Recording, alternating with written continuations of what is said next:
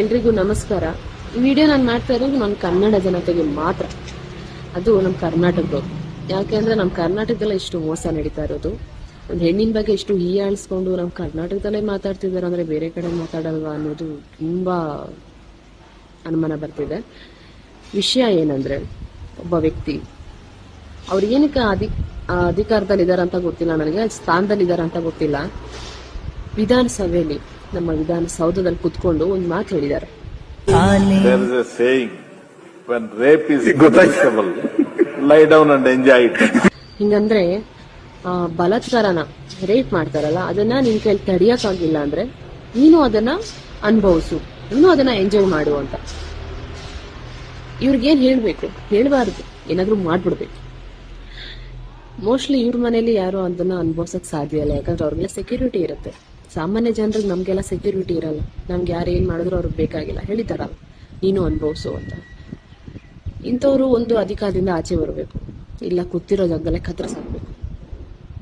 ಹೆತ್ತೋರ್ಗ್ ಮಾತ್ರ ಅಥವಾ ಹೆಣ್ಣಿಗೆ ಮಾತ್ರ ಆ ಕ್ಷಣದಲ್ಲಿ ನೋವು ಗೊತ್ತಿರುತ್ತೆ. ಯಾಕಂದ್ರೆ ಕತ್ತರಿಸಾಕಿರೋದು, ಸುಟ್ಟಾಕಿರೋದು ತುಂಬಾ ನೋಡ್ಬಿಟ್ವಿ ರೀಸೆಂಟ್ ಆಗಿ, ವರ್ಷಗಳ ಹಿಂದೆ ಏನಲ್ಲ, ರೀಸೆಂಟ್ ಆಗಿ ನೋಡಿದೀವಿ. ಅದಕ್ಕೋಸ್ಕರ ಜನರಿಗೆ ಹೇಳ್ತಾ ಇದ್ದೀನಿ, ಇನ್ಮೇಲೆ ನಮ್ಮ ಸೇಫ್ಟಿಗೆ ನಾವೇ ನೋಡ್ಕೊಳ್ಳೋಣಪ್ಪ. ಇನ್ನೊಂದು ನನಗೆ ಡೌಟ್ ಇರೋದೇನಂದ್ರೆ, ಇವ್ರಿಗೆಲ್ಲ ಏನ್ ಶಿಕ್ಷೆ ಕೊಡ್ತಾರ ಅಂತ ಗೊತ್ತಿಲ್ಲ. ಯಾವ ಜನರಿಗೂ ತೋರ್ಸಲ್ಲ ಇವರು. ಯಾಕಂದ್ರೆ ಭಯ ಇದ್ರೆ ಅಲ್ವಾ ಅವ್ರಿಗೆ ಮತ್ತೆ ಹೊರಗೆ ಬಂದ್ಮೇಲೆ ಆ ಕೆಲಸ ಮಾಡಬಾರ್ದು ಅನ್ನೋದೊಂದು ಭಯ ಇರುತ್ತೆ. ಚೆನ್ನಾಗಿ ಗಡತ್ತಾಗಿ ತಿನ್ನಿಸ್ತಾರೆ, ಹೊರಗೆ ಬಿಡ್ತಾರೆ. ಅಷ್ಟಕ್ಕೂ ಆತರ ಕೆಲಸ ಮಾಡಿದವ್ರನ್ನೆಲ್ಲ ಏನೋ ಹೊರಗೆ ಬಿಡ್ತಾರೆ ಅಂತ ಗೊತ್ತಿಲ್ಲ. ಚಿಕ್ಕ ಪುಟ್ಟ ಕಳ್ತನ ಮಾಡಿದ್ರು ಅದು ದೊಡ್ಡದೇ ಆಗುತ್ತೆ ನಾಳೆ ದಿನ, ಅವ್ರಿಗೂ ಶಿಕ್ಷೆ ಇರಲ್ಲ. ಈ ರೇಪ್ ಮಾಡಿದವ್ರಿಗೆ ಅದೇನ್ ಶಿಕ್ಷೆ ಕೊಡ್ತಾರಂತನೂ ಗೊತ್ತಿಲ್ಲ, ಒಂದೂ ನೋಡಿಲ್ಲ. ಆದ್ರೂ ನಾವು ಕರ್ನಾಟಕದಲ್ಲಂತೂ ಒಂದು ನೋಡಿಲ್ಲ ಈ ತರ ಮಾಡಿದ್ದಾರೆ ಅಂತ. ರೀಸೆಂಟ್ ಆಗೆಲ್ಲ ಹತ್ರ ನೋಡಿದ್ದು, ಮಗುಗೆ ರೇಪ್ ಮಾಡಿದಕ್ಕೆ ಎನ್ಕೌಂಟರ್ ಮಾಡಿದ್ರು ಅಂತ. ಅದು ಬಿಟ್ಟರೆ ಮಿಕ್ಕಿದೆಲ್ಲ ಏನ್ ಶಿಕ್ಷೆ ಕೊಡ್ತಾ ಇದಾರೆ ಜನರಿಗೂ ಗೊತ್ತಿಲ್ಲ, ಯಾರಿಗೂ ಗೊತ್ತಿಲ್ಲ. ಬಟ್ ಇವ್ರು ಹೇಳಿರೋ ಮಾತು ಮಾತ್ರ ನಿಜ. ನಾಳೆ ದಿನ ಒಬ್ಬ ರೇಪಿಸ್ಟ್ ಕೂಡ ಈ ಮಾತನ್ನ ಹೇಳ್ಬಲ್ಲ. ನೀವು ವಿಧಾನಸಭೆಯಲ್ಲಿ ಕೂತ್ಕೊಂಡು ಅವರೇ ಹೇಳಿದ್ದಾರೆ, ನಾನು ಯಾಕೆ ಮಾಡಬಾರ್ದು ಅಂತ. ಇಂಥವ್ರು ರೇಪ್ ಮಾಡುವಂತ, ಈ ಸ್ಮಗ್ಲಿಂಗ್ ಮಾಡೋರಲ್ಲೂ ಕೂಡ ಇವ್ರು ಇನ್ಕ್ಲೂಡ್ ಆಗಿರ್ತಾರೆ. ದಯವಿಟ್ಟು ಆದಷ್ಟು ಜನರು ಇದ್ರ ಬಗ್ಗೆ ಮಾತಾಡಿ ಮೊದಲು ಆ ಯಪ್ಪನ ಆ ಜಾಗದಿಂದ ಎತ್ತಂಗಡಿ ಮಾಡುವಂತ ಕೆಲಸ ಮಾಡ್ರಿ. ಕ್ಷಮೆ ಕೇಳಿದ್ದಾರೆ ಸರಿ, ಎಲ್ಲೂ ಬೈ ಮಿಸ್ಟೇಕ್ ಆಗಿ ನಾನು ಹೇಳ್ಬಿಟ್ಟೆ ಅಂತ ನಗಾಡ್ತಾ ಮಾತಾಡೋ ವಿಷಯನ ಅದು, ಅಷ್ಟಕ್ಕೂ ತಮಾಷೆ ಮಾಡೋ ವಿಷಯನ ಅದು. ಇಂಥ ತಮಾಷೆ ವಿಷಯ ಇವ್ರಗಳ ಮನೇಲಿ ನಡೆದಿಲ್ವಲ್ಲ, ಅದಕ್ಕೆ ತಮಾಷೆ ಅನ್ಸಿರ್ಬೋದು.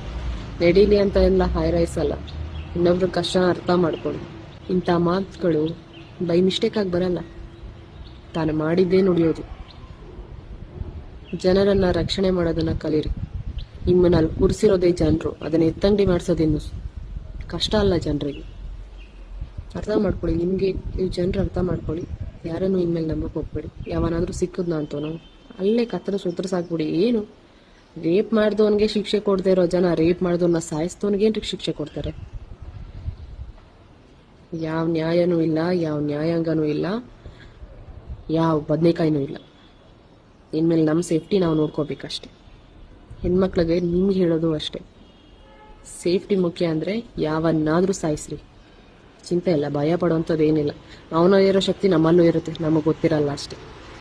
There is a saying, when rape is punishable, lie down and enjoy it.